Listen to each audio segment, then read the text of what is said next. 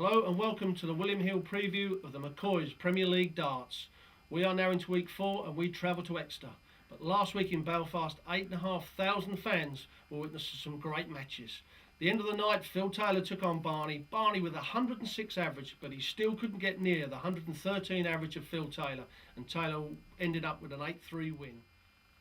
First game of the night, Kevin Painter with his air of arrogance on taking out shots out like 86 and 84 against Simon Whitlock, and he ran out an 8-3 winner. Second game on, Adrian Lewis, the current world champion, really not getting out the gate quick enough, but Hamilton all fired up after his defeat in Aberdeen. He made a 7-all draw with Lewis, and that point will hold him in good stead for the league to come. Third game on, Gary Anderson, well, he said he'd lost his throw, but last week he certainly didn't. 102 average against James Wade.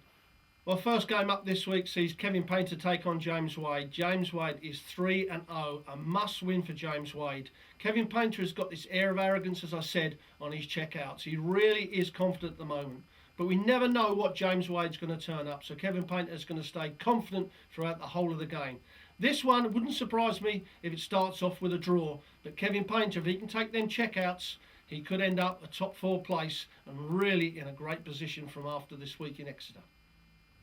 Well, second game up, Raymond van Barneveld takes on Andy Hamilton, and Barney, there is a new Barney on the block now. He come off the stage after losing to Taylor, and he was smiling last week because he was really pleased with the way he played. Hamilton, grit and determination all over. He will never give up. He'll be there fighting to the very last dart.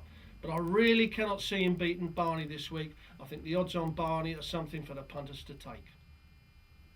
Well, next match we have Simon Whitlock takes on Phil the Power Taylor, and the mood and the darts that Phil Taylor is throwing is exceptional.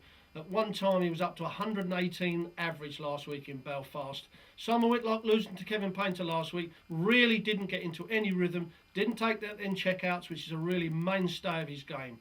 I see Taylor running away with this. The only chance that Simon Whitlock will have if he stays with Taylor by the break, because after the break Taylor seems to come out stronger and stronger. So Whitlock, he's really got to play at the top of his game, but I see Taylor running away with this one. Last game of the night sees Gary Anderson take on Adrian Lewis, the two most raw, talented players in the game. The George Best, the Ronnie O'Sullivan of darts. There's going to be a lot of 180s in this game, that's for sure. Most of the night, there's no question. But who's going to win? I haven't got a clue. Any one of these players can turn up and fire 120 average, but they can also play pretty indifferent. I'm going to go for the draw, and you have to make your own mind up on this one. Well, after 3 weeks, the league is already taking shape. Phil Taylor heads that league, 11-10 from 11-8 to win the Premier League. Gary Anderson now has come in from 6s to 4s, but the bet for me is got to be Raymond van Barneveld. From 12s to now 16s, he's gone out after that great display against Phil Taylor.